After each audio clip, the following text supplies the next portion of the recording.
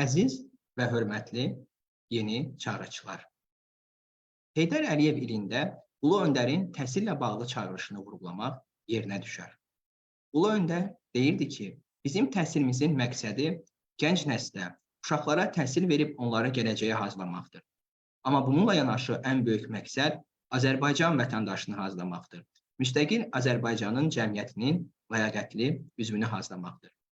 Gələcəyə ləyaqətli vətəndaş hazırlayan hər kəsə salam olsun. Yeni çağırışların növbəti qonağı Beynəlxalq Bakalavriat Təşkilatının baş direktoru Olli-Pekka Heinonendir.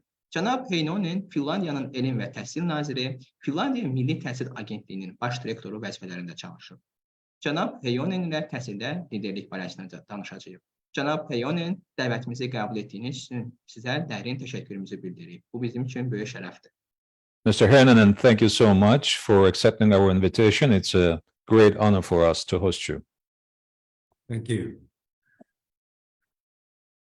Cənab Heinonen, araşdırdığıma görə sizin atanız müəllim olub və siz bir müddət ibtidai məktəbə aid binada yaşamışsınız. Atanızın müəllimlik fəaliyyəti və bir məktəb binasında yaşamağınız təhsillə bağlı düşüncələrinizə necə təsir edib? Professor Heinonen, according to my information, according to my research, your dad, your father, was a teacher, and you lived for a while in a building that belonged to an elementary school. So how did your father's teaching activities, teaching practices, and living in a school building affect your thoughts about education? Thank you for doing the research and asking that question, because they have had a strong impact on my thinking and my career. I think maybe the biggest impact that they have had, that I have always had that curiosity that my father had.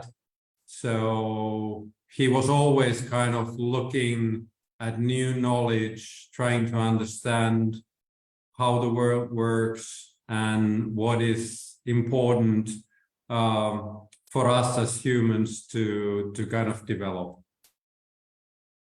Cəfər bəy, apardığınız araşdırmaya görə və bu məlumatı səsləndirdiyinizə görə, bu suala görə təşəkkür edirəm.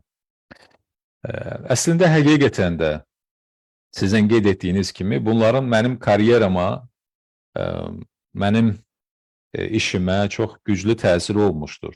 Və ən böyük təsirlər arasında mənim məlumat canlı olmağım idi. Mənim həmin bu məlumat iştahımın olmasıydı atam kimi. O da dünyanı kəşf etməyi xoşlayırdı, araşdırmağı xoşlayırdı, yeni biliyə çox iştahlıydı.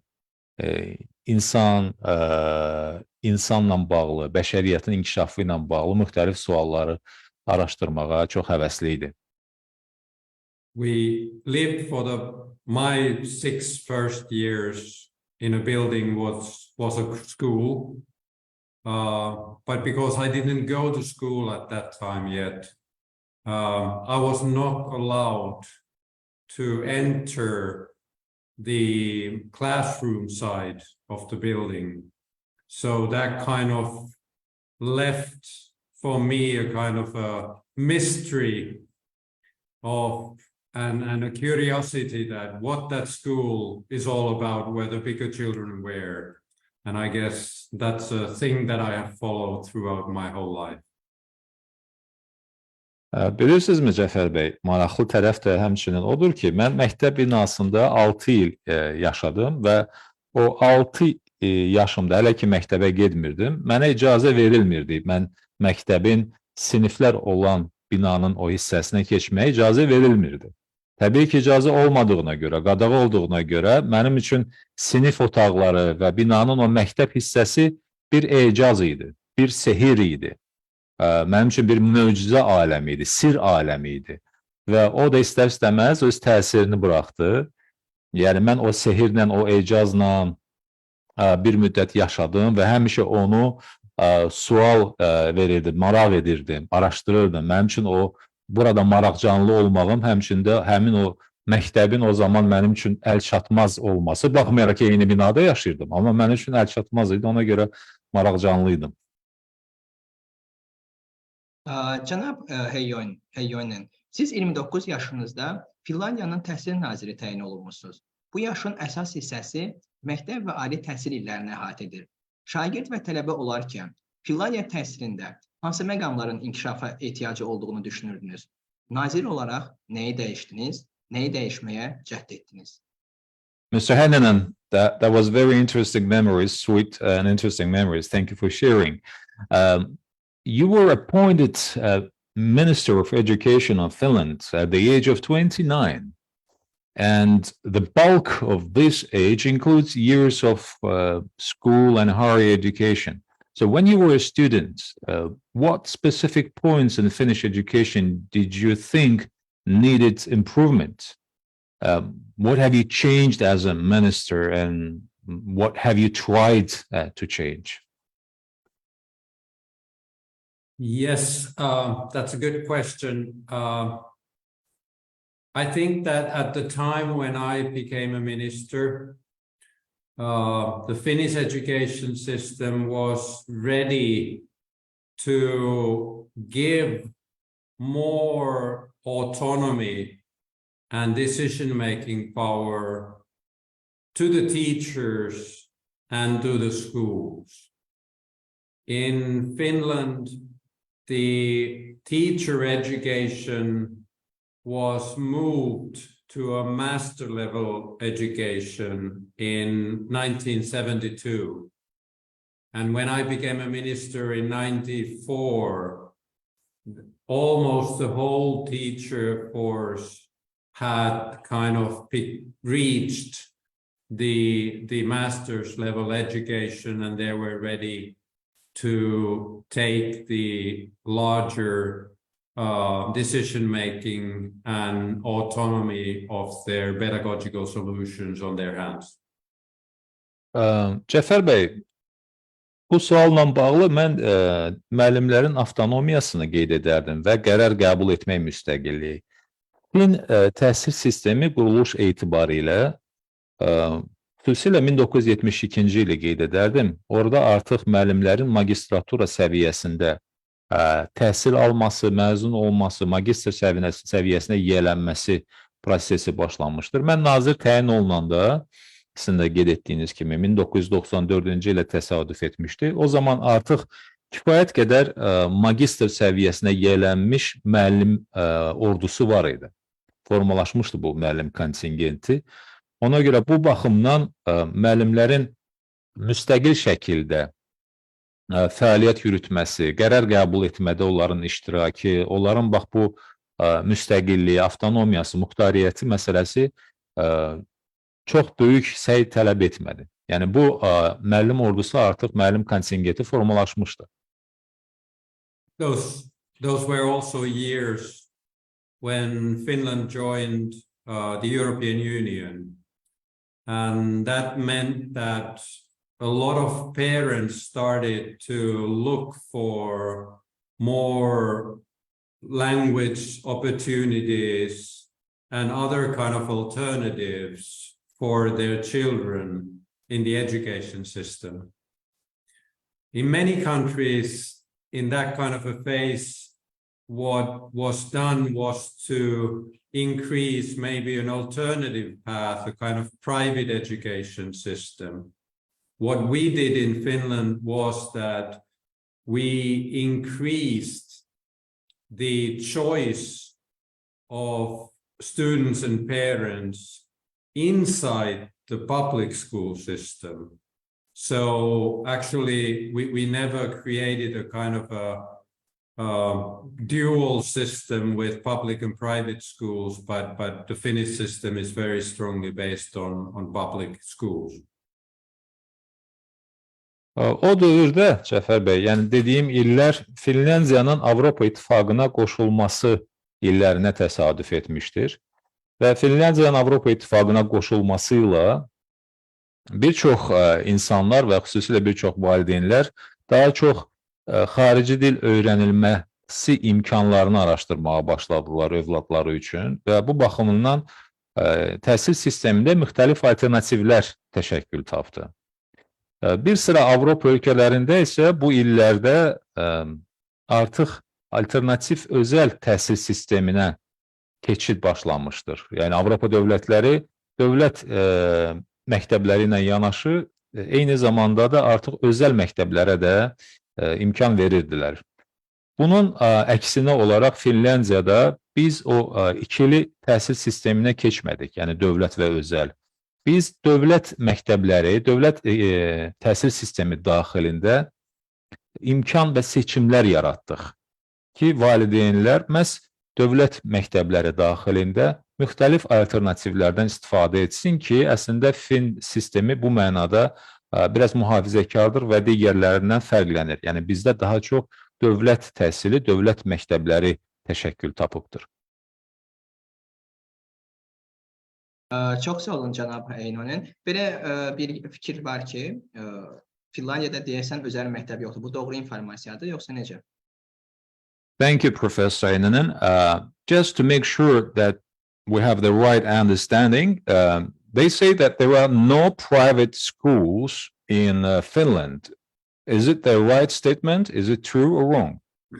We do have a limited number of private schools in Finland, but actually the private schools, the students there are finalized in the same way or financed in the same way as the students in the public schools.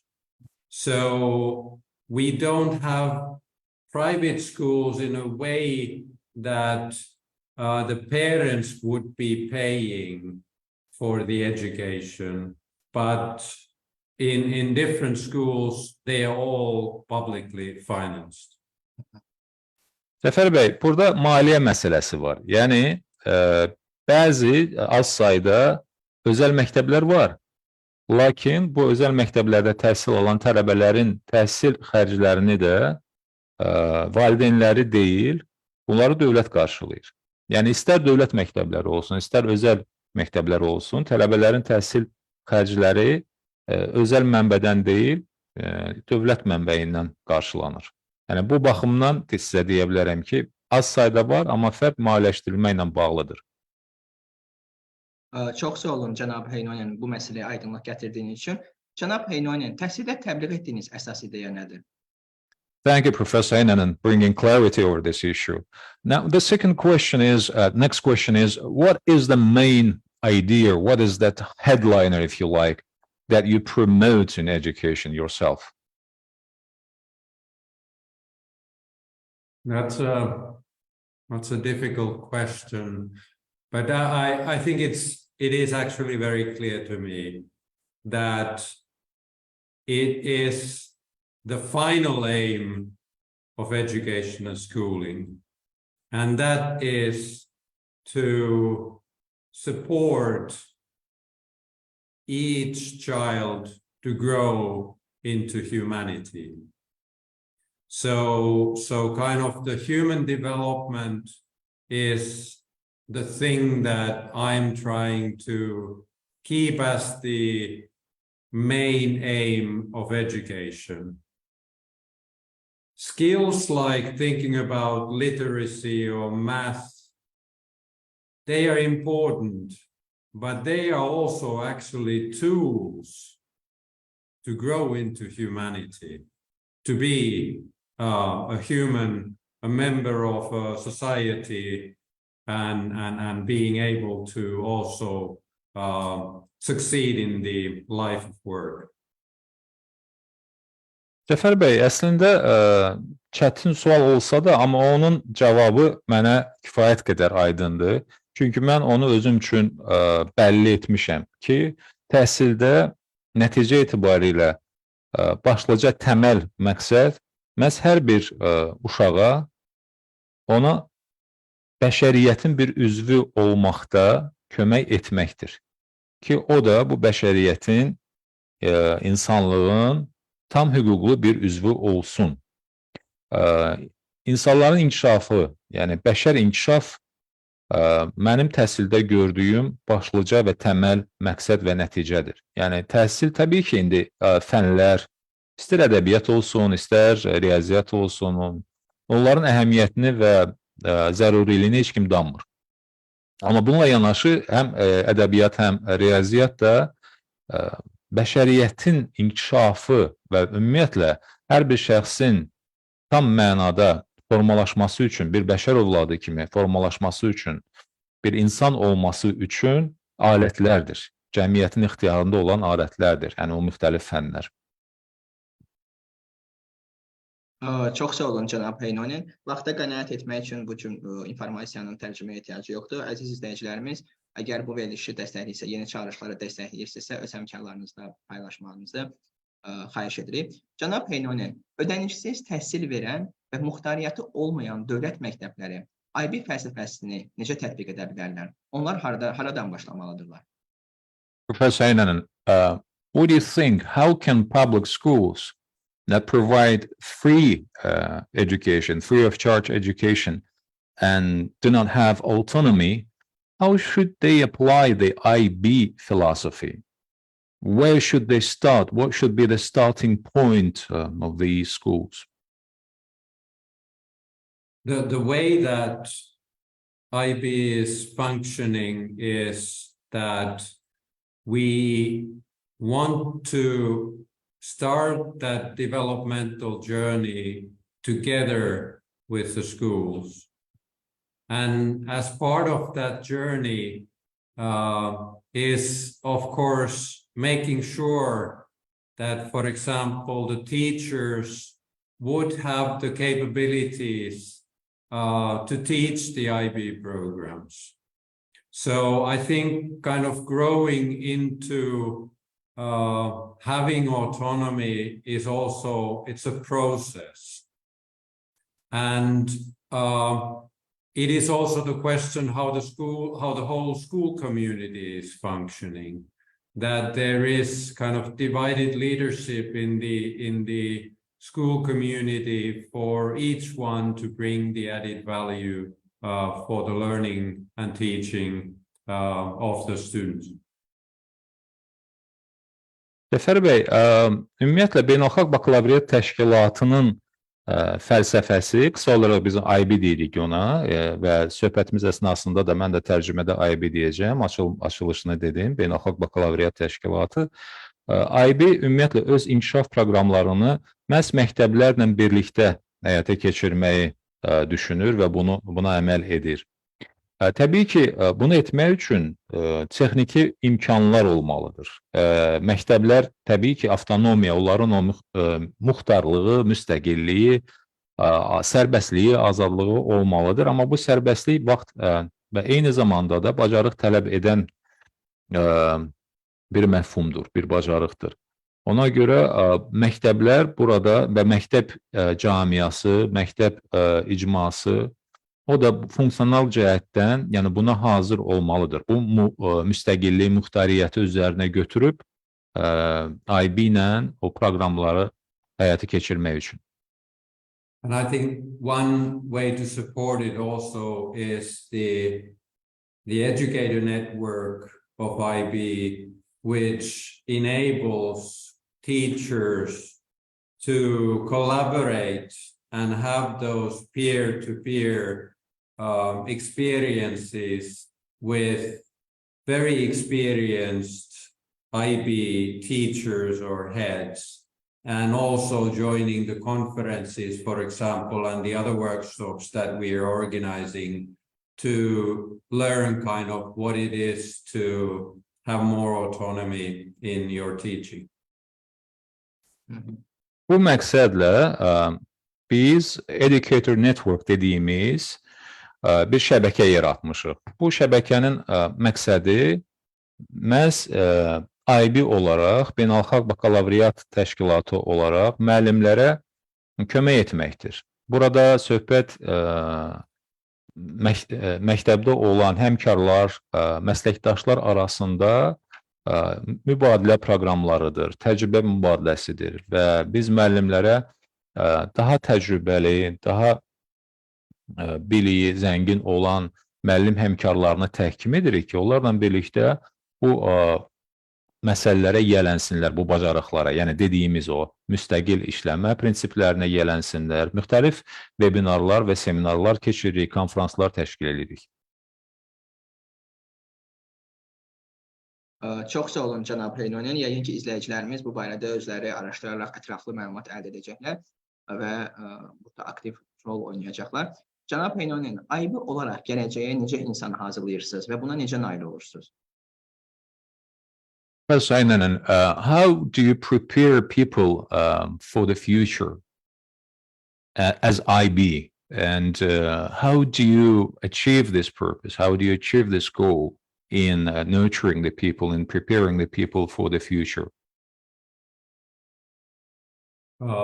Yes, the IB approach starts very strongly with the idea of inquiry-based learning. That's what happens from the early years throughout the whole K-12 process. And inquiry really means to creating that connection with the outer world, of being curious, asking the right questions, to understanding the kind of concepts that there are. And I think that is the beginning of starting to have a kind of a lifelong learner mindset. And in the world we are living today, I think what becomes more and more important is to support the agency of the students so that they are also capable of doing good things with what they know. Cəfər bəy, bu sualla bağlı olaraq nəyə qeyd etmək istərdim? IB-nin yanaşması kifayət qədər güclü şəkildə məhz tələb əsasında öyrənmədir. Və burada, yəni biz təməldən olaraq buna fikir vermişik. Bütün proses də əslində bunun üzərində qurulmuşdur. Burada məhz kənar dünyaya, dünyada ətrafda baş verənlərə maraq etmək, maraqcanlı olmaq prinsipləri çox vacibdir. Düzgün suallar verib məsələləri, təməlini, mahiyyətini, konsepsiyasını anlamaq önəmlidir. Və biz bunu həyat boyunca öyrənmə prosesinin bütün mərhələlərində tətbiq edirik.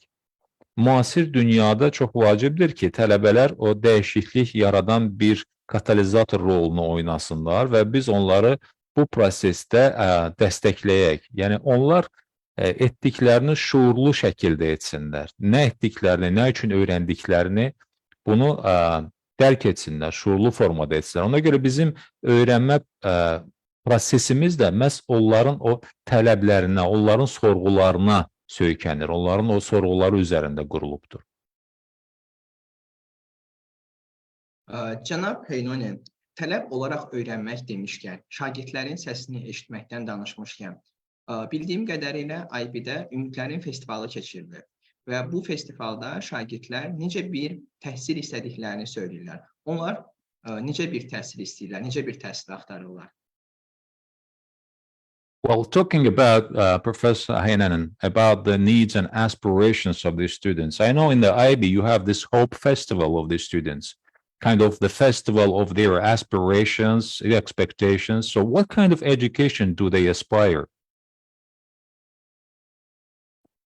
The idea of Festival of Hope has been to create and offer safe spaces for students to really share what is meaningful in their life, to see and kind of share what they think about the big global challenges what are the threats, what are the hopes that they are having in their lives.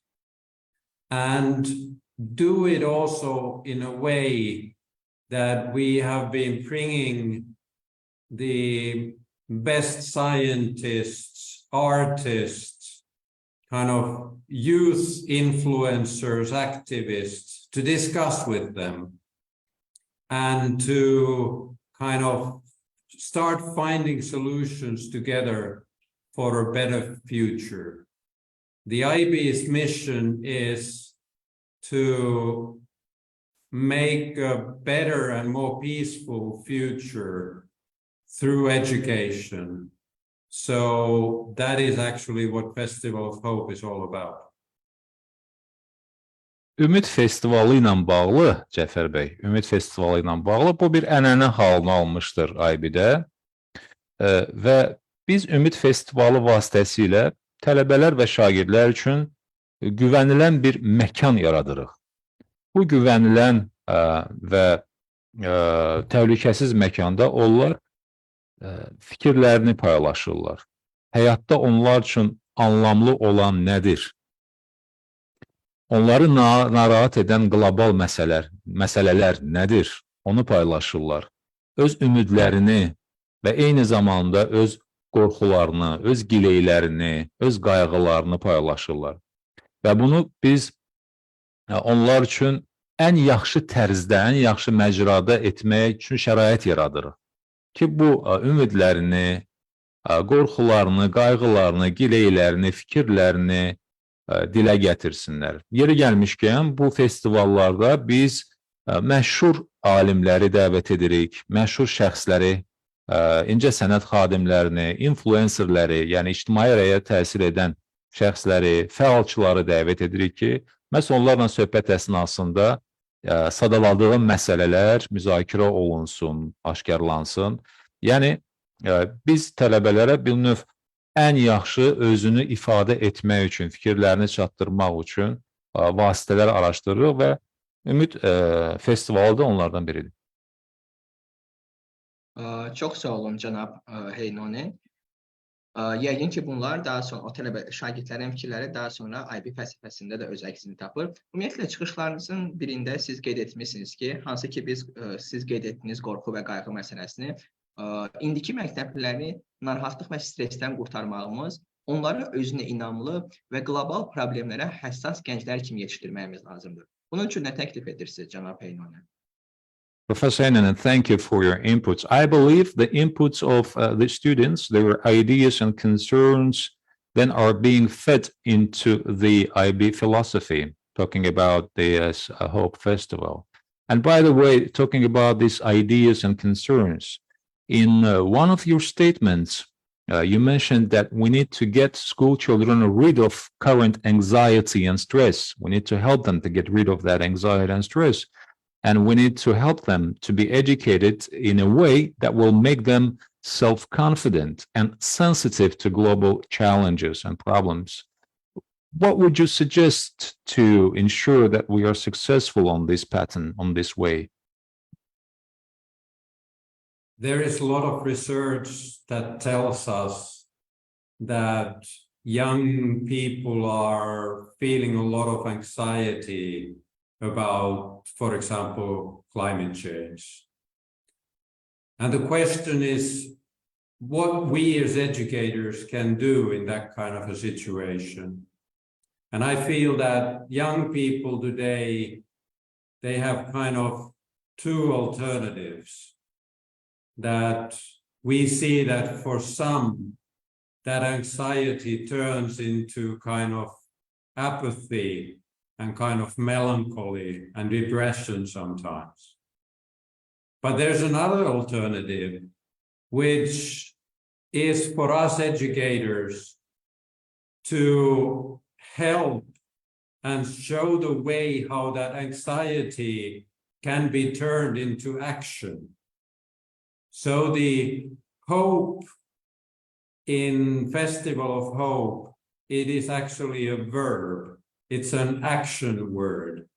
And that's what we are also supporting in the Youth Action Fund, where the IB is financing proposals and ideas of students to tackle some of the sustainable development goals of the United Nations. Cəfər bəy, əslində çox maraqlı sualdır. İş ondadır ki, dediyiniz məsələ, yəni gəncləri qayğılandıran məsələlər və onların stres yaşamasına gətirib çıxaran bir sıra məsələlər var. Misal üçün, qlobal iqlim dəyişikliyi məsələsi. Bu kimi narahatlıqlar, bu kimi qayğılar, gileylər ikili effekt yaradır gənclərdə, tələbələrdə. Birinci effekt təəssüf ki, depressiyadır, narahatlıqdır və bu baxımından emosional, belə deyək, təlaşdır. Və bu təlaşı, bu depressiyanı yaşayan tələbələr təbii ki, o təzyiq altında qalırlar. Bunun ikinci yolu isə bütün bu narahatlığın, bütün bu təlaşın fonunda tədbir görməkdir.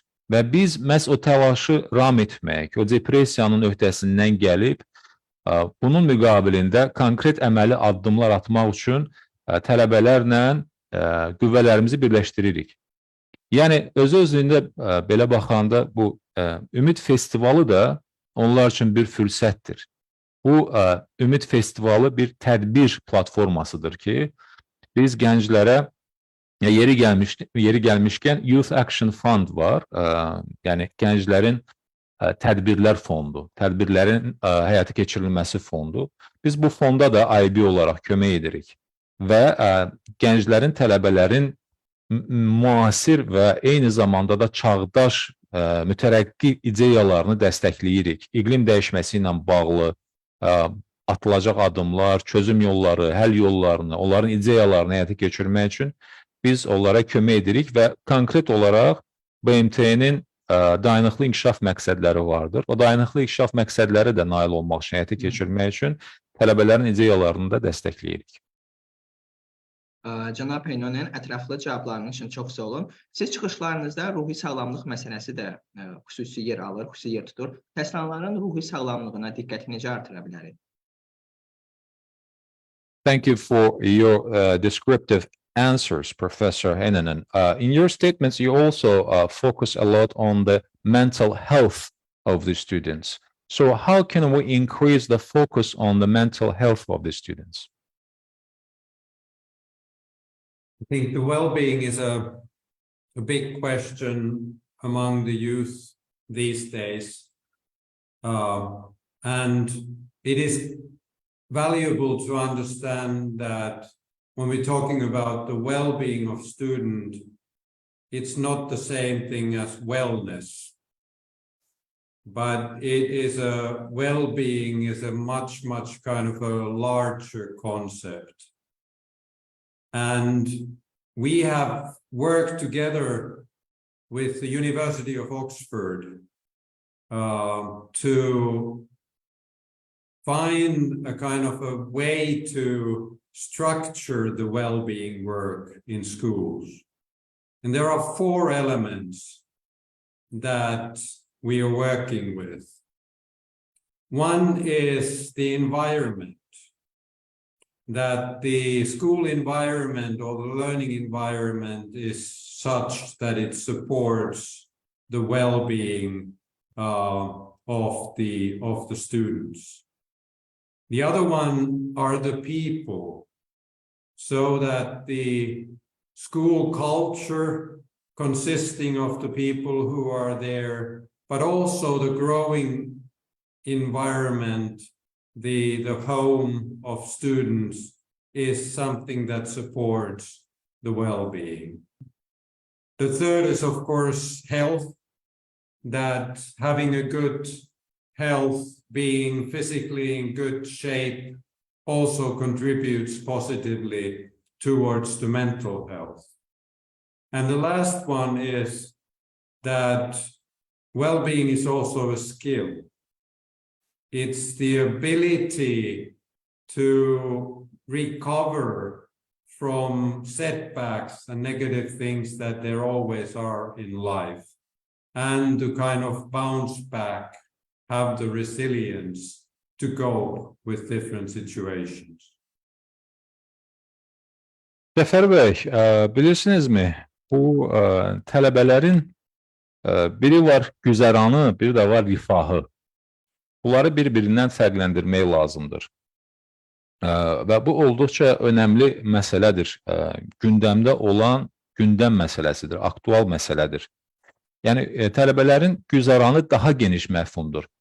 Yəni, sırf onu rifahla müqayisə etsək, daha geniş bir məfhumdur. Çünki, baxın, biz Oxford Universiteti ilə bu sahədə əməkdaşlıq edirik. Və bizim əməkdaşlığımızın başlıca məqsədi məhz tələbələrə, şagirdlərə, onlara məhz güzəran baxımından kömək etməkdir və biz burada 4 elementi vurğulamaq istərdik. 4 elementi müəyyən etmişik. Onlardan birinci element mühitdir. Öyrənmə mühiti, məktəb mühiti, yəni təhsil ocağında olan mühit. Nə dərəcədə bu mühit tələbənin güzəranını dəstəkləyir, nə dərəcədə ona köməkçi olur. Və həmçinin də sizin qeyd etdiyiniz kimi o psixoloji cəhətdən ona sağlam olmaqda kömək edir. İkinci məsələ insanlardır. İnsanlar deyəndə ətrafda olan, yəni məktəbdə olan və məktəbdən kənar, sinif otaqlarından kənarda olan mühit, istər qonşuluqda olan icmalar olsun, cəmiyyət olsun bütövlükdə, istər tələbənin evi, ailəsi olsun, nə dərəcədə o dəstəkləyici bir mühitdir. Üçüncü amil təbii ki, fiziki sağlamlıqdır. Yəni, bir nə qədər fiziki sağlam olarsa tələbə, bir nə qədər gümrah, bir nə qədər sağlam olarsa, bir o qədər onun psixoloji sağlamlığı da yerində olar. Bir o qədər onun güzəranı da yaxşı olar. Və nəhayət sonuncu, amma əhəmiyyətli sonuncu olmayan, bu da müxtəlif problemlər, müxtəlif həyat çətinliklərindən layiqli şəkildə çıxmaq bacarığı. Yəni, sınmamaq, sadə dillə desək, bacarığı. Təbii ki, həyatda müəyyən düşüşlər, enişlər olacaqdır. Amma bu düşüşlərdən, enişlərdən çıxmaq, özünü bu həyatda bərqərar etmək, doğrultmaq baxımından da o bacarıqların olması da məhz tələbənin o güzəranının ayrılmaz elementləridir ki, biz də onu qeyd etdiyim kimi o müştərək tədqiqatımızda o 4 elementlər kimi görürük. Cənab Heinonen, mükəmməl çağırışlarınız üçün sizə bir daha təşəkkür etmək istəyirik. Və cənab Heinonen, siz öyrənmə prosesini şəxs və dünya arasında qarşılıqlı münasibət, adaptasiya adlandırmışsınız.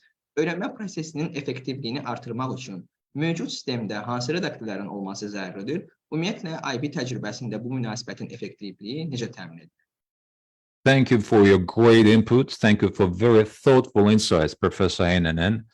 By the way, you called the learning process the interaction between the person and the outer world.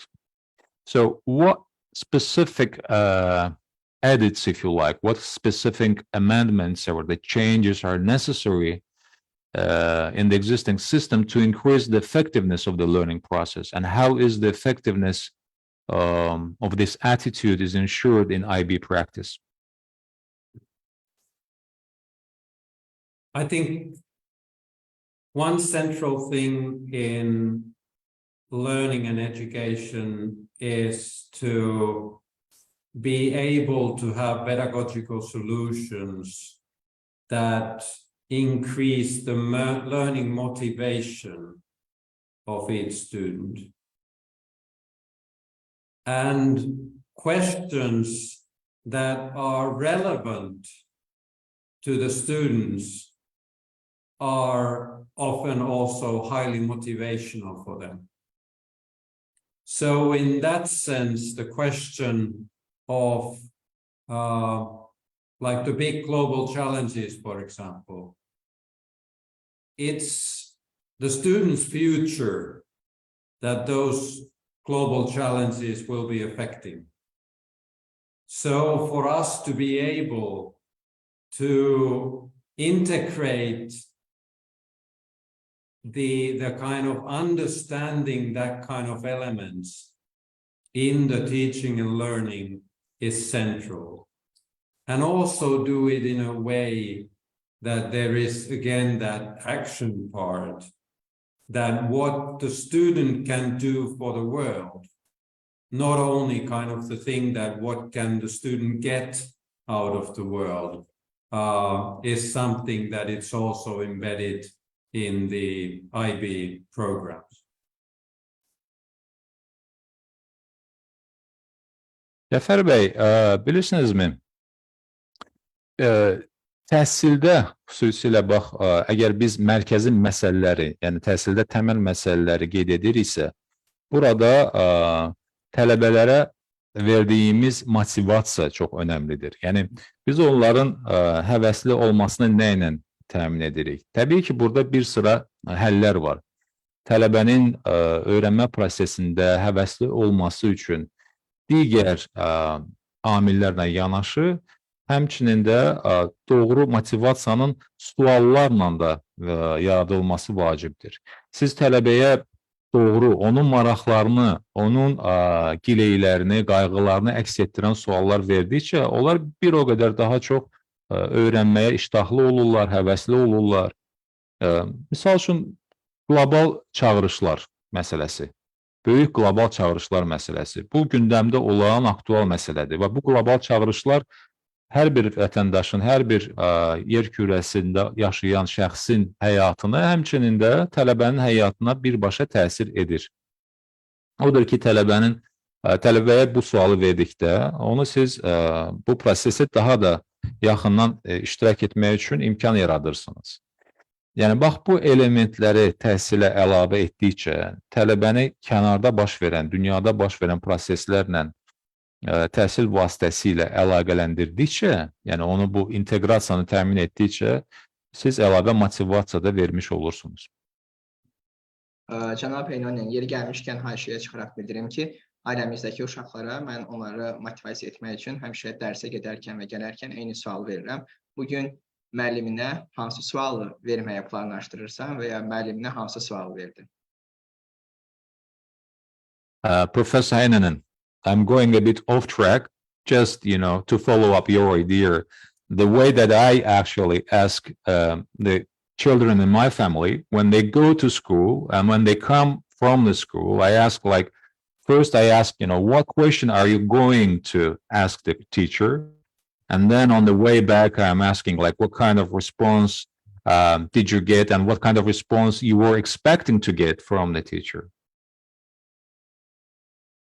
Cənab Heinonen, niyə Finlandiya təhsili digər ölkələrə nümunə göstərilir? Finlandiya təhsili hansı xüsusiyyətlərlə seçilir?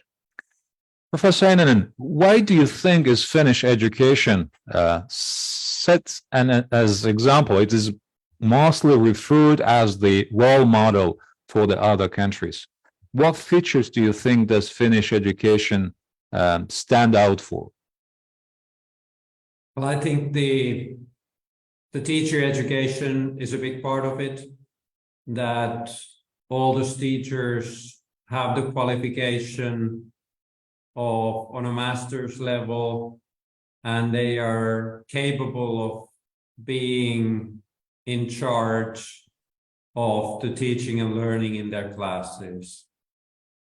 The other thing is that in the Finnish education policy, equality and equity have been top principles. And that means that we are always trying to make sure that all the children have the best possible education. And that also means that we want to make sure that no matter which part of the country the family is living, the closest school is a good school. And we are also nowadays taken into use a positive discrimination in financing schools. That if there are areas where there's more kind of poverty and kind of a lot of immigrant population, those schools get more financing than other schools.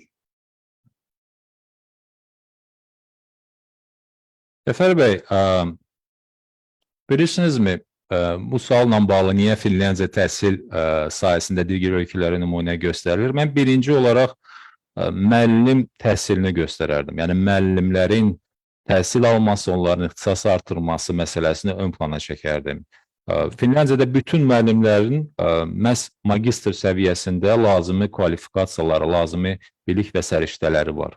Yəni, onlar sinifdə tədris və təhsil prosesini idarə etməkdə tam səlahiyyətli və bacarıqlıdırlar. İkinci məsələ, mən bərabərlik və ədalət prinsiplərinin əsas prinsip olmasını qeyd edərdim. Yəni, Finlandiya təhsil sistemində bərabər imkanlar və ədalətli yanaşma, hər kəsə ehtiyaclarına görə imkanların yaradılması və bunların bərabər şəkildə təmin olunmasını qeyd edərdim. İngilis dilində equality və equity deyirlər. Yəni, və bir də ki, bir şey qeyd edərdim. Uşaqların hamısı üçün ən yaxşı təhsil imkanları yaradılır. Yəni, heç bir uşaq kənarda qalmamaq prinsipi əsasında. Finlandiyada sizin harada yaşamağınızdan asılı olmayaraq, ən yaxşı məktəb sizin yaşadığınız ərazidə olan məktəbdir. Yəni, sizə ən yaxın olan məktəbdir. Yəni, biz elə edirik ki, siz artıq qayğılanmayasınız ki, hansı məktəbə gedim, hansı məktəb daha yaxşıdır. Sizin yaşadığınız məntəqədə, qəsəbədə, kənddə, şəhərdə, yaxınlıqda olan məktəb sizin üçün ən yaxşı məktəb olması üçün biz çalışırıq. Bu mənada biz müsbət ayrı-seçkilik və yaxud da ki, pozitiv diskriminasiya adlanan belə bir prinsip var. Ondan istifadə edirik. O nə deməkdir? O deməkdir ki, ən yoxsul, ən gəlir imkanları məhdud olan bölgələrdə ki, bu əsasən mühacirlərin, miqrantların yaşadığı bölgələrdir və daha çox, yəni az təminatlar. Orada biz məktəblərə daha çox vəsait ayırırıq ki, heç kim yəni kənarda qalmasın və qeyd etdiyim o prinsiplər, bərabərlik və ədalət prinsipləri təmin olunsun. Bunlar, bax, Finlandiyanı fərqləndirən, təhsildə fərqləndirən amillər və göstəricilərdir. Çox sağ olun, cənab Heinonen. Yeri gəlmişkən siz sabit düşüncə tərzindən inkişaf edən düşüncə tərzinə keçici dəstəkləyirsiniz. Məktəblərdə bu proses necə dəstəklənə bilər? Bu istiqamətdə məktəb direktorlarına və müəllimlərə tövsiyələriniz nədir? Thank you, Professor. By the way, you also support the transition from a fixed mindset to a developing mindset. So how can this process of transition, how can this process be supported in schools?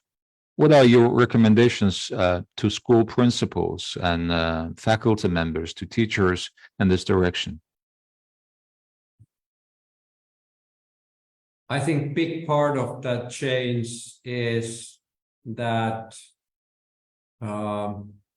making mistakes is not seen as a bad thing. That there isn't a culture where only the right answers are celebrated and wrong answers are punished. Because actually the growth mindset, it's all about seeing difficulties as a possibility. Getting a kind of a new task is an ability to learn something new. And also kind of the idea of kind of doing something or answering wrong is also a possibility to learn new things. So it's in the school culture, it's in the pedagogy, where kind of that kind of things can be supported. Cəfər bəy, əslində səhv etmək və yaxud da ki, xəta etmək məsələsi bu dediyiniz sualla bağlı ən mərkəzi məsələlərdən biridir. Yəni, bu tamamilə normal bir təcrübə olmalıdır. Səhv etmək, yanlış cavab vermək. Və təəssüf ki, bəzi yerlərdə belə anlayış var ki, yalnız doğru cavabları alqışlamaq lazımdır, təqdir etmək lazımdır, yanlış cavabları isə əksinə cəzalandırmaq lazımdır. Yəni, bax, bu təfəkkürdə dəyişiklik sizin qeyd etdiyiniz kimi sabit düşüncə tərzindən inkişaf edən düşüncə tərzinə keçid deyiriksə, biz burada bu təfəkkürdə dəyişiklik etməliyik. Mən sizə də deyim ki, yanlış cavablar məhz o dəyişikliyi, o keçidi təmin edir. İnkişaf edən düşüncə tərzində siz səhv etməlisiniz. Yanlış cavablar verməlisiniz ki, inkişaf olsun. Çünki çətinliyi biz bir imkan kimi görürük. Hər bir çətinlik bir çağırışdır. Çağırış da inkişafdır. Yəni, məntiqi olaraq. Ona görə biz burada təhsildə, məktəbdə, məktəb fəlsəfəsində, təhsil fəlsəfəsində bu yanaşmanı, bu prinsipi inşa etməliyik. Çox təşəkkür edirik cənab Heinonen. Və siz yazılarınızın birində kurikulumun dekolonizasiyası məsələsinə toxunmusunuz. Kurikulumun dekolonizasiyası dedikdə nə nəzərdə tutulur cənab Heinonen? Thank you for your response. Curriculum decolonization is something that you also expressed in your statement. So what do you specifically imply, Professor, by curriculum decolonization? Well, it has something to do, for example, if we take an example of history subject. We know that history is often written by those who have won the wars.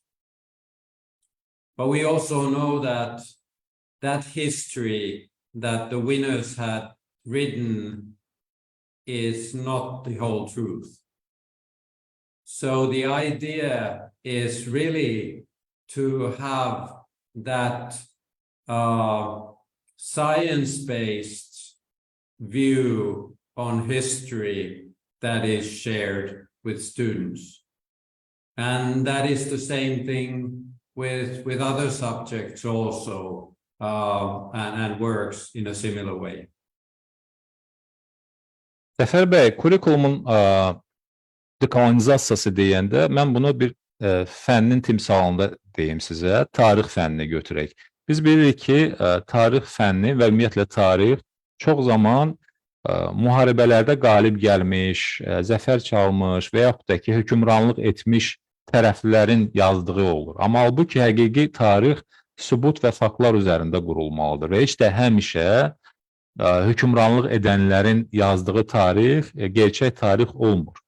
Və biz bunun üçün də çalışırıq ki, tələbələrə məhz həqiqi tarixi, yəni sübut və faktlar əsasında formalaşmış və güvənilə bilən, etibarlı mənbələrdən formalaşmış məlumatları çatdıraq.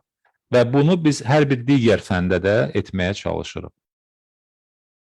Cənab Heinonen, siz çıxışlarınızın birində həm də pedaqoji tədqiqat mədəniyyətinin vacibliyini vurğulamışsınız. Pedaqoji tədqiqat mədəniyyəti dedikdə nə nəzərdə tutulur? Ümumiyyətlə, müəllimin tədqiqatçı olması təhsilin keyfiyyətinə necə təsir edə bilər? Professor Heinonen, thank you. In one of your speeches, you also underline and you emphasize the importance of a culture of pedagogical research. So what is meant exactly by the culture of pedagogical research, and how can a teacher be a researcher, and how can this affect the quality of education? I think we should do everything to make sure that the teaching and learning and the pedagogical solutions are based on the evidence of the newest and best research there is. And then it's the question that who is the one who is utilizing the research?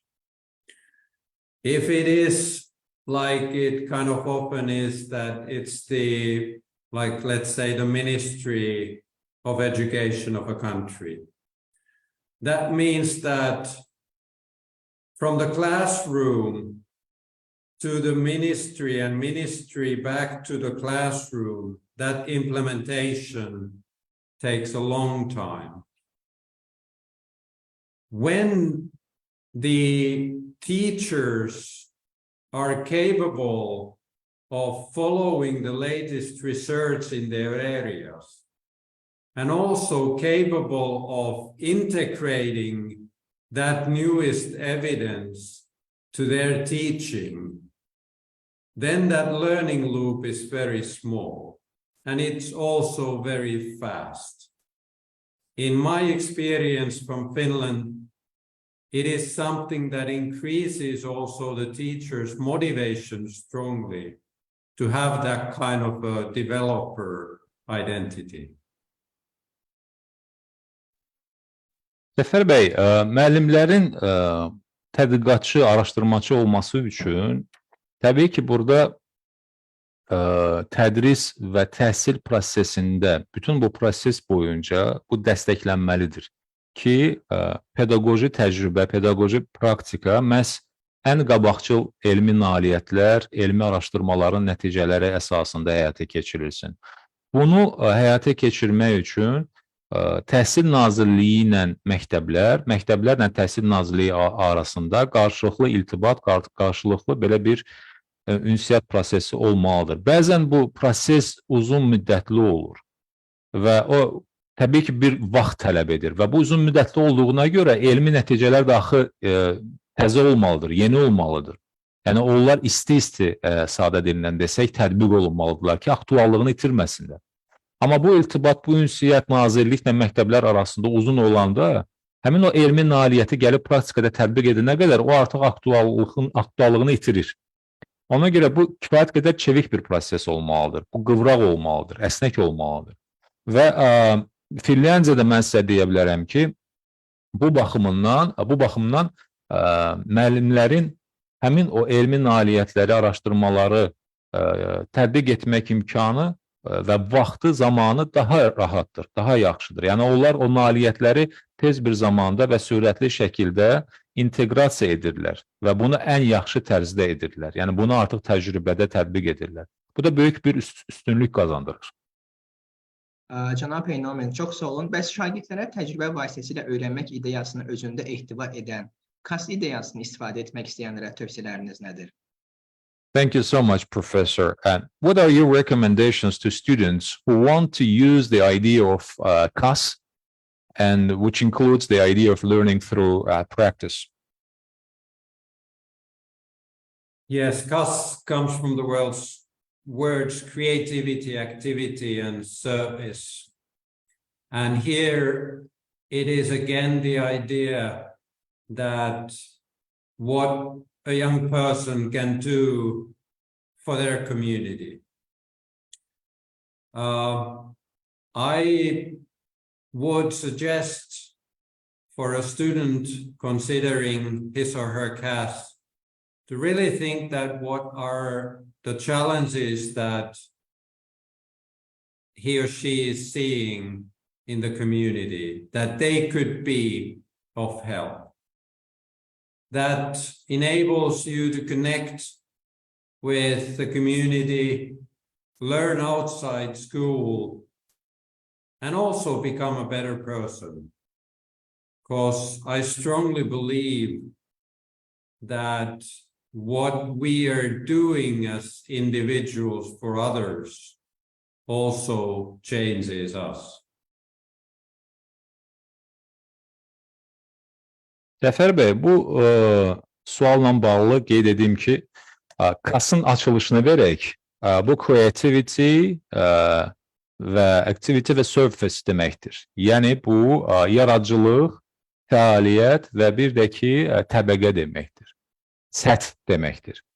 Yəni, KAS-ın açılışı budur. Bu ideya nəyi özündə ehtiva edir KAS ideyası? İdeya odur ki, hər bir tələbə yaşadığı və fəaliyyət göstərdiyi o cəmiyyətdə, camiada, icmada nə edə bilər? Yəni, KAS-da mən tələbələrə nəyi tövsiyə edərdim? Yaşadığı və fəaliyyət göstərdiyi ərazilərdə, qonşuluqda, cəmiyyətdə, icmada problemlərin həllində öz töhfəsini versinlər. Nəyi dəyişə bilərlər? O məsələləri araşdırsınlar və töhfə versinlər. Və mən buna qətiyyətlə inanıram ki, bizim bəşəriyyətə və ətrafımıza verə biləcəklərimiz bizi formalaşdırır. Yəni, biz bir nə qədər fayda, xeyir verə biliriksə ətrafımıza, bu bizi müsbət şəkildə dəyişir və həmçinin də tələbələr. Cənab Heinonen, bəs süni zəka dünyasında gələcəyin təhsili necə dizayn edilməlidir? Professor Heinonen, what do you think? How should the education in the future be designed in the world of artificial intelligence? That's a very up-to-date question. I do believe that we as humans, we have been able to create technology that means that that technology can kind of take care of tasks of cognitive nature much faster and in the future more reliably than we as humans are. And that, of course, makes us ask that, what is it there for us as humans to do? I think what continues to be central is for us to see what's relevant in the world. What is meaningful for us as humans? That is something that the artificial intelligence is not capable of. Somebody also must make the prompts and ask the questions from the artificial intelligence. And that's our task. And also the task of deciding what is ethically sustainable remains our task. I think what becomes more and more important is our ability to interact and together with other people to reach a better and more peaceful world.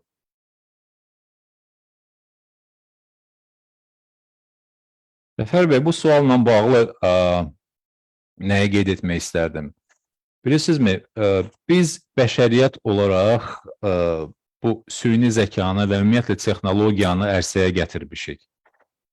Bu texnologiyanı ərsəyə ona görə gətirmişik ki, biz insanlar düşünürük ki, kognitiv, yəni şuurla bağlı olan vəzifələri, məsələləri texnologiya bizdən daha sürətli edə bilər və gələcəkdə daha da etibarlı edəcəkdir. Yəni biz buna inanaraq bu texnoloji kəşfləri etmişik, süni zəkanı gəlişdirmişik, süni zəkanı ərsəyə gətirmişik. Təbii ki, bunun müqabilində sual yaranır ki, yaxşı, bəs biz insanlara nə qalır? Əgər süni zəka bunları edəcəksə, zənnimcə burada mərkəzi sual, mərkəzi məsələ məhz dünyada aktual və anlamlı olan məsələləri nəzarətdə saxlamaqdır. Yəni bizim üçün, bəşəriyyət üçün, insanlar üçün aktual və anlamlı olan məsələlər nədir? Buna süni zəka cavab verə bilməz. Bunu biz müəyyən etməliyik ki, bəşəriyyət üçün aktual və anlamlı məsələlər nədir? İkinci məsələ odur ki, biz doğru suallar verməliyik. Bunu da süni zəka denməz. Biz süni zəkadan da istifadə edərək doğru suallar verməliyik. Doğru deyəndə, yəni onlar gündəmdə olan aktual suallar olmalıdır. Ehtiyaclarımıza ehtiva edən suallar olmalıdır. Digər tərəfdən biz məsələnin o etik tərəfini də müəyyən etməliyik. Dayanıqlılıq deyəndə bunun etik tərəfi nədən ibarətdir? Etik dayanıqlılıq nədir? Bu kimi məsələləri məhz və yalnız bəşəriyyət özü, insanlar özü araşdırıb cavablarını tapmalıdır. Odur ki, biz yenə də texnologiyalardan istifadə etməliyik, amma aparıcı qüvvə olaraq insan və bəşəriyyət qalmalıdır. Cənab Heinonen, KAS-a geri dönsək, əslində siz hazırda KAS ideyasına sadiqlik nümayiş etdirirsiniz. Çünki çox möhtəşəm və zəngin təcrübənizi geniş bir auditoriya ilə bölüşərək bizim vizyonumuzun inkişafına töhfə verirsiniz. Bunun üçün sizə xüsusi təşəkkür etmək istəyirik. By the way, Professor, you deserve a big kudo, a big applause, and thank you, because in terms of the CAS, you are showing a real dedication to CAS philosophy by participating in the New Challenges program. You're sharing your valuable inputs, your experience, indispensable experience with our audience, with the youth, with the students, and that's already a big contribution. Thank you very much. Happy to do that. Çox təşəkkür edirəm. Böyük məmnuniyyətlə bunu edirəm. Çox sağ olun və mən yekun suallarımızı səsləndirmək istəyirəm reglamentimizi nəzərə alaraq. Siz çıxışlarınızın birində həm də vurğulamısınız ki, liderlərin yarada biləcəyi ən önəmli dəyişikliklərdən biri potensialın inkişafı üzrə idarəetmə modelinə keçidin təmin edilməsi ola bilər. Bu istiqamətdə nə tövsiyə edərdiniz? Thank you, Professor. Since we are falling short of time, I would like to switch to the very last questions, one of which is following. One of the most important changes that leaders can create maybe the transition to a capacity building management model. So what would you recommend in this direction?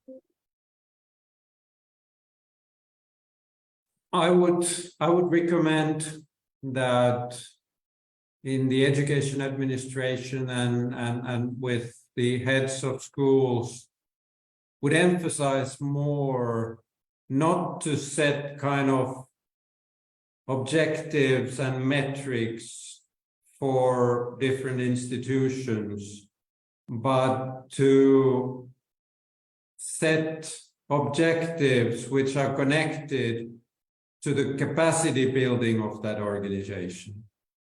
Because we've noticed, for example, with the COVID pandemic, a lot of kind of different crises that we are seeing in different parts of the world, that things change so rapidly that what becomes so important is the competence of people in dealing with unexpected situations.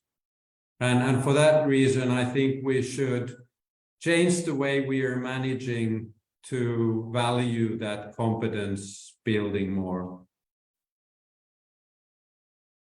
Zəfər bəy, bu sualla bağlı mən düşünürəm ki, təhsilin inzibatçılığı səviyyəsində və məktəb rəhbərliyi səviyyəsində yanaşmada fərq olmalıdır. Yəni biz məqsədləri, vəzifələri və bu məqsədlərin icra olunmasını ölçərkən, qiymətləndirərkən ilk öncə bacarıqların artırılmasını ön plana çəkməliyik. Çünki COVID-19 pandemiyası və bir sıra digər böhranlar bizi həqiqətən də çox çətin şəraitə salmışdır. Və baş verən hadisələr, dünyada tüğyan edən böhranlar sürətlə şəraitin dəyişdiyini göstərir. Odur ki, belə bir turbulent şəraitdə, dəyişkən şəraitdə müxtəlif çağırışlara və çağırışların fonunda yenə də əsnək olmaq, qıvraq olmaq, yenə də müqavimət göstərmək, bax bu bacarıqlar olduqca önəmlidir, həmçində təhsil sistemində. Yəni sürətlə dəyişən şəraitdə təhsil sistemində məhz bu bacarıqlar ön plana çəkilməlidir. Cənab Heinonen, təhsildə məsuliyyət, təhsil prosesinin iştirakçıları arasında necə bölüşdürülməlidir? Professor Heinonen, how do you think the responsibility in education should be distributed among the participants of the educational process? I think it is a shared responsibility. And I think it should be also understood much, much more as a shared responsibility. I think we are seeing in many societies a lot of attempt to kind of push that responsibility only to schools and to teachers. But it is a much, much wider question. So there is a need for a very kind of multi-professional approach to ensure the human development of students. And it, of course, involves also the parents very strongly and the larger local community. So it's a shared responsibility. Zəfər bəy, mənim zənnimcə bu məsuliyyət paylaşılan məsuliyyət, yəni kollektiv məsuliyyət olmalıdır. Çünki məsələ tək bir tərəfin məsuliyyəti ilə bitmir. Təəssüf ki, bir çox ölkələrdə, bir çox cəmiyyətlərdə biz məsuliyyətin böyük bir hissəsinin məhz müəllimlərin çiyinlərinə ötürülməsi cəhdlərini görürük. Və çox zaman məhz müəllimlər məsuliyyət deyiləndə ön plana çəkilir. Halbuki, məsələ daha kompleksli və məsələ daha genişdir. Və burada qeyd etdiyim kimi kollektiv məsuliyyət olmalıdır. Burada həm müəllimlərlə, eyni zamanda da valideynlərlə də iş aparılmalıdır. Yerli icmalarla da iş aparılmalıdır və bu məsuliyyət onların arasında paylaşılmalıdır. Çünki qeyd etdiyim kimi bu problem, bu məsələ çox geniş müstəvili problemdir. Cənab Heinonen, IB-də məktəb reytingi anlayışı varmı? Varsa, məktəblərin reytingi necə müəyyənləşdirilir? Ümumiyyətlə, məktəblərin reytingini müəyyənləşdirmək təhsilin inkişafına necə təkan verir? Professor, is there a concept of school rating in IB? And if there is such a rating, how is the ranking of school determined? In general, how does determining the ranking of school stimulate the development of education? IB doesn't function and work with a ranking concept.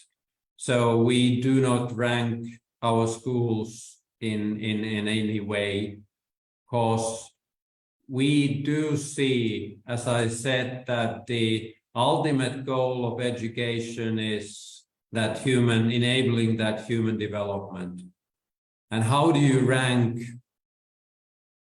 people or schools in that sense? I don't think it is kind of possible, and definitely it would not be ethically sustainable. Zəfər bəy, bilirsinizmi, qeyd etdiyim kimi, biz IB-də çalışırıq ki, məhz insan yetişdirək. Yəni, burada hər hansı bir o reyting məsələsi, reyting prosesi təcrübəmizdə yoxdur.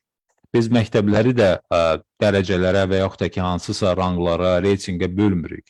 Qeyd etdiyim kimi, biz çalışırıq ki, məhz tam hüquqlu, bilikli, savadlı, səriştəli insanları yetişdirək. Ona görə mən düşünmürəm ki, belə bir reyting ümumiyyətlə bizim sistemdə mümkündür və hətta mümkün olsaydı belə, mən düşünmürəm ki, dayanıqlı inkişaf baxımından da o etik olardı. Cənab Heinonen, Tural Abbasov adlı təhsil mütəxəssisi belə bir sual verir ki, IB təhsili ilə bağlı. IB-də milli kimlik məsələsi necə yanaşılır? Professor Heinonen, one of our followers from the audience, Tural Abbasov, is an expert in education. He's wondering about the national identity. Do you have such thing in IB as a national identity? How do you address it? That's an excellent question.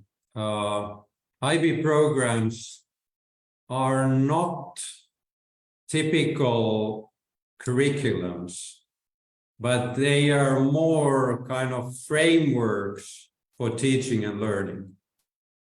So the IB programs, they don't say that what should be that in detail taught for each student. And in that sense, the IB programs are always embedded in the national culture, in the national languages, and in the national identity also. Because we believe that for everybody knowing where he or she comes from, and also knowing the mother tongue as well as possible, is the very first important step in the path of learning. So I would say that the IB has 159 national identities, and we are kind of very happy with that diversity? Cəfər bəy, çox gözəl sualdır Tural bəyin verdiyi sual. Həqiqətən də IB proqramları tipik, yəni ənənəvi kurikulumlara bənzəmir. Biz daha çox tədrisə və öyrənməyə söykənən, fokuslanan o çərçivəni təmin edirik. Yəni, tədris və təhsil baxımından, öyrənmə və inkişaf baxımından nələr tələb olunur, onu təfərrüatlı şəkildə çatdırırıq və biz həmişə çalışırıq ki, proqramlarımız məhz o milli çərçivələrə yerləşdirilsin. Yəni, o istər milli mədəniyyət, istər dil, istər milli kimlik olsun, bütün o elementlər təmin olunsun. Hətta mən sizə deyim ki, biz qəti olaraq düşünürük və buna inanırıq ki, insanlar, şagirdlər, tələbələr ilk olaraq məhz birinci addımlar arasında ana dil olmalıdır və həmin bu milli mədəniyyət, öz dilini bilmək savad bu baxımından təmin olunmalıdır və buradan yola çıxmalıdırlar. Mən tam fərəhlə deyə bilərəm ki, IB proqramında bizim 159 milli kimliyimiz var və biz bu milli müxtəliflikdən fəxr duyuruq. Cənab Heinonen, 10 dəqiqəlik reqlamentimizdən də danılaraq yekun suallarımı vurğulamaq istəyirəm. Siz öz liderlik təcrübənizdə təvəzzükar idarə etmə konsepsiyasını tətbiq edirsiniz və əsas yanaşmanız hər kəsi prosesə cəlb etmək. Ümumiyyətlə, düşünürsünüz ki, liderlik qərar almaqdan daha çox tətbiq etməklə əlaqəlidir. Təvəzzükar idarə etmə konsepsiyası barədə qısaca nə demək istərdiniz? Last 10 minutes, so please bear with us, Professor. Thank you so much for your patience and for your inputs. You apply the concept of modest management in your leadership practice, and your main approach is to involve everyone in the process. So you think that leadership is more associated with applying than with taking decisions. And what would you like to say about the concept of modest management?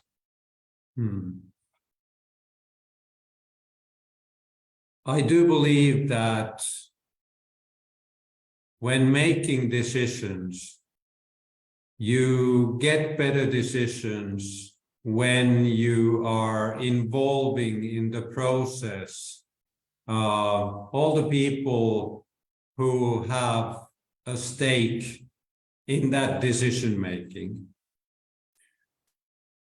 There are kind of different situations. There are situations where a leader must take a position, take a decision on an emergency situation, for example.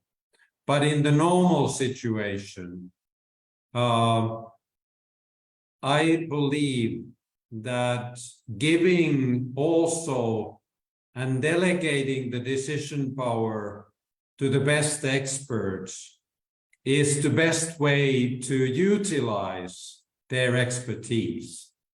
And in that sense, the humble decision-making and governance is all about not thinking that the leader always has the right answers, because that's not the case, but to involve with the others and maybe kind of noticing when the decisions are kind of half cooked and then they are ready to be kind of put into a formal decision. Cəfər bəy, bilirsinizmi, mən buna qəti inanıram ki, bir çox hallarda qərarların qəbul edilməsi üçün məhz iştirakçılıq prosesi təmin edilməlidir. Və qərarların qəbul edilməsi prosesində müxtəlif tərəflərin fikirləri nəzərə alınmalıdır. Təbii ki, fövqəladə hallarda, qəza hallarında və digər sıradan kənar olan hallarda lider bu öhdəliyi üzərinə götürüb qərar verə bilər. Amma normal hallarda, adi şəraitdə səlahiyyətlərin ötürülməsi və digər şəxslərin də qərarların qəbul edilməsində iştiraki təmin olunmalıdır. Yəni, bunu ehtiva edirik biz deyəndə ki, bu təvəzzəkar idarə etmə konsepsiyası. Onun təməl prinsipi məhz iştirakçılıq prinsipidir. Yəni, adiyyəti tərəflərin, maraqlı tərəflərin qərarların qəbul edilməsi prosesində iştiraki Və sonradan təbii ki, bütün bu fikirlər, bütün bu ingrediyentlər, yəni belə desəm, mətbəx dili ilə desəm, onlar təmin olunandan sonra artıq pişmiş qərarı biz rəsmi bir formaya salırıq və onu təsdiq edirik. Cənab Heinonen, həyatdan öyrəndiyiniz əsas dərs nədir?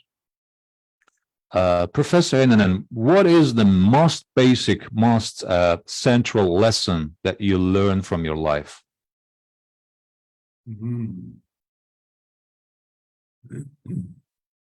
I guess something that I have learned that I truly believe these days is the fact that we as individuals, we are fully depending on each other.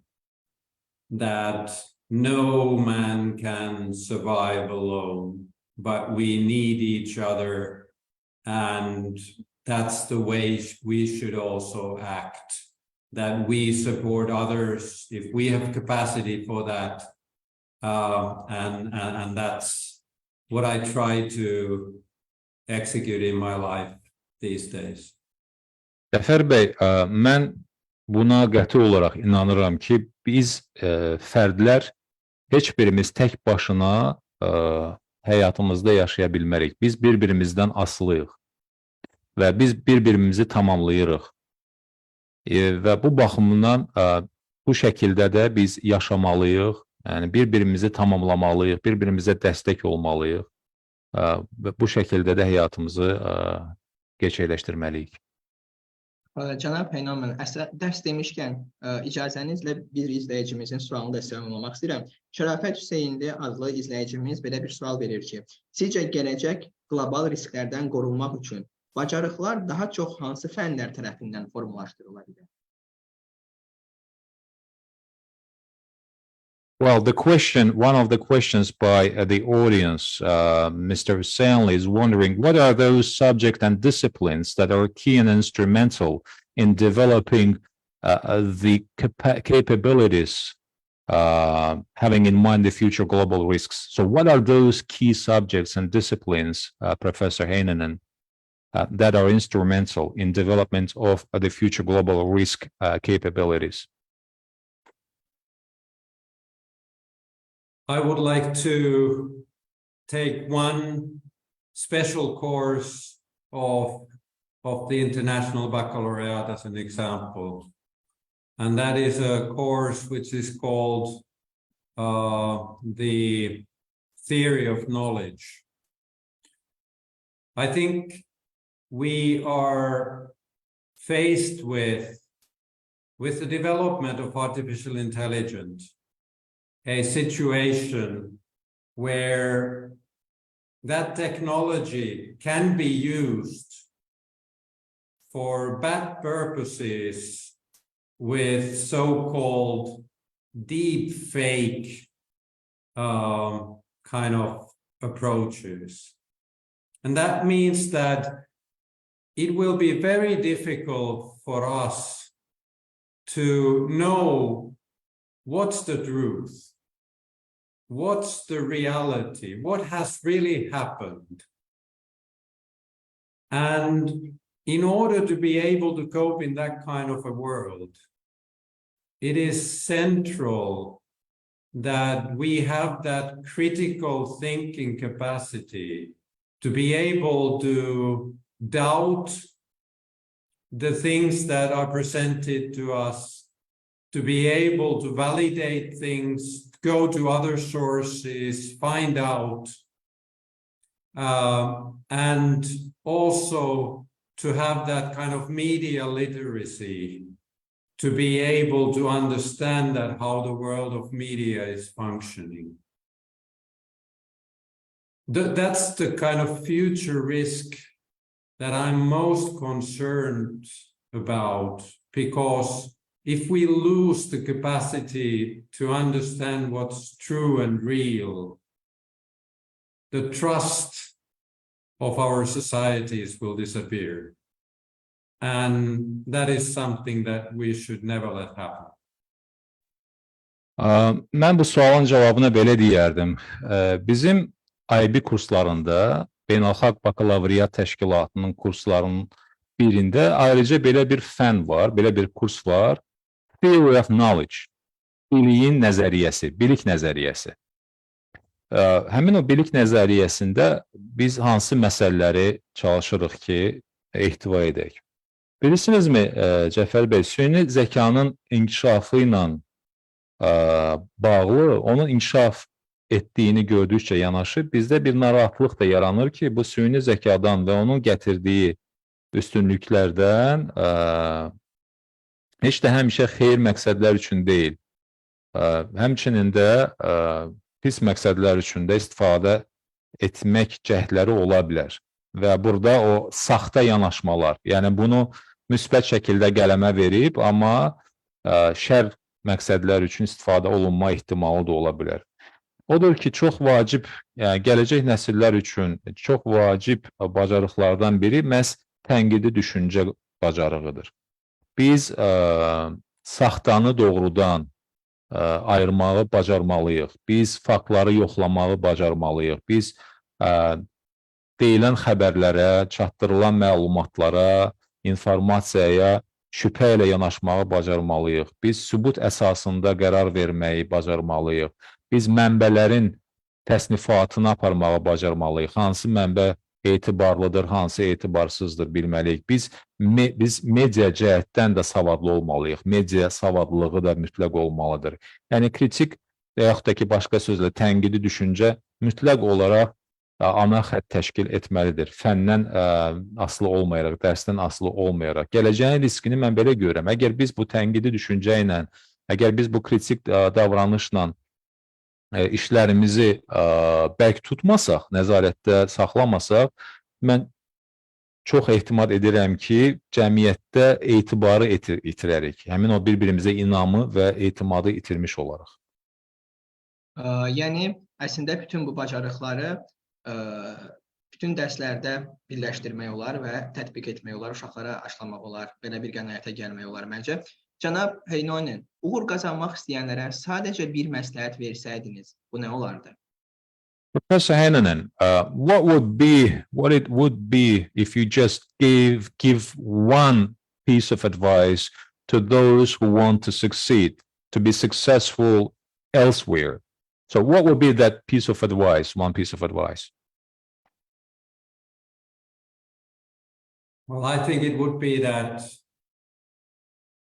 try to know and trust yourself enough to admit that you are every now and then wrong, and also doubt your own thinking. Mən deyərdim ki, hər zaman fikirlərə, öz fikirlərinizə də həmçinin müəyyən dərəcədə o şübhə olmalıdır. Yəni, düşüncələrinizi yoxlamalısınız, düşüncələrinizi bir növ hardasa imtihana çəkməlisiniz. Və burada yəni, çox inamlı şəkildə yolunuza davam etməlisiniz. Cənab Heinonen, nəhayət proqramımızın ənənəvi sualını sevmalamaq istəyirik. Yeni çağırışları 8 güşəli ulduza bənzətsək, sizcə yeni çağırışlar nələrdən ibarət olar? And eventually, Professor Heinonen, last but not least, our traditional question, if we compare new challenges to the 8-pointed star, what will those challenges consist of? Thank you. I think that's an excellent question. And I like it very much because it kind of illustrates the fact that it's never about one question, but it's the kind of a solution of several well-balanced questions. I would now pause before answering for the interpretation. Səfər bəy, çox gözəl sualdır. Çünki sualın elə qoyuluşunda artıq bu sual onu ehtiva edir ki, məsələ heç də bir mənalı deyil. Yəni, təhsildə olan o çağırışlar məsələsi kompleksli məsələdir və bu kompleksli məsələ, kompleksli problemlər balanslı, tarazlı şəkildə yanaşmanı tələb edir. to my mind comes a concept which was created by an Australian educational researcher, Jeff Masters, in a work that in where the 6 highest best performing PISA countries worked together for 3 years. And those elements for a functioning educational system, they are first, strong leadership of learning. Second, comprehensive student support. Third, highly effective teaching. Fourth, informative assessment processes. Fifth, a quality curriculum. And sixth, a supportive learning ecosystem. And those 6 elements must all aim for 7th, preparing young people for life and work, and 8th, ensuring every student learns successfully. Cəfər bəy, burada yəni 8 güşə deyəndə bu əlbəttə ki kompleksli məsələdir. Və mən yadıma bir konsepsiya düşdü sualınızla bağlı. Çünki mən qeyd etdiyim ki bu tarazlı bir yanaşma olmalıdır. Bu konsepsiya Avstraliyalı bir tədqiqatçı var idi, Jeff Masters. Onun əsərində də, onun işində də əks olunmuşdur. Söhbət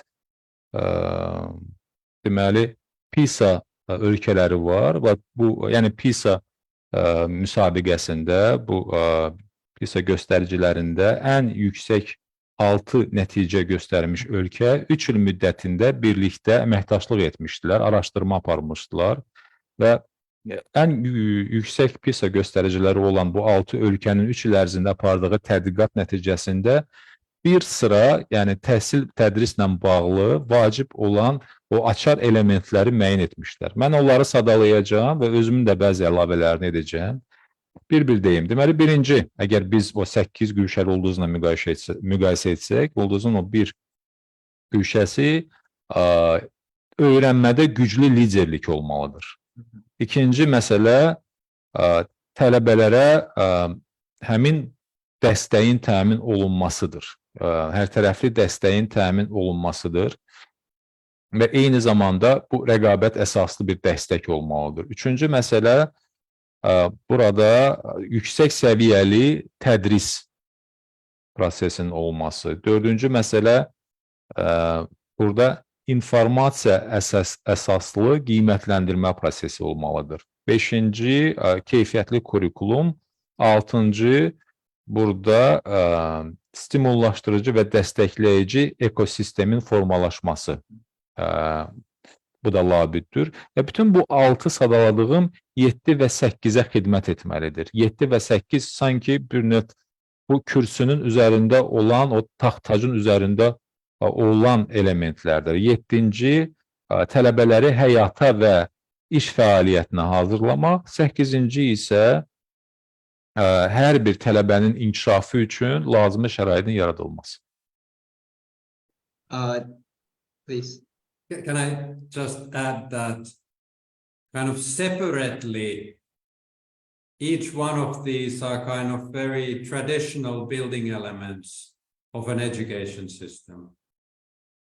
But the challenge is that how can they be developed in a coherent and aligned way, similarly as there are those 8 corners of a star, and actually each corner is needed for that to be a star. Cəfər bəy, bir şey də əlavə edim ki, bütün bu sadaladıqlarım, bunlar hamısı ənənəvi elementlərdir. Yəni bu sistemin, bu tikilinin vacib bir blokları, ənənəvi elementləridir. Və necə ki, ulduzda ahəng var, 8 güşəli ulduzda ahəng var. Eyni şəkildə də bu elementlər arasında mütəşəkkillik və uzlaşma olmalıdır. Yəni onlar bir-biri ilə vəhdət təşkil etməli və onlar arasında müəyyən bir harmoniya, müəyyən bir uzlaşma olmalıdır. Çünki bu uzlaşma və bu harmoniya pozularsa, təbii ki, o ulduzun da forması, onun o balanslı olması da dəyişəcəkdir.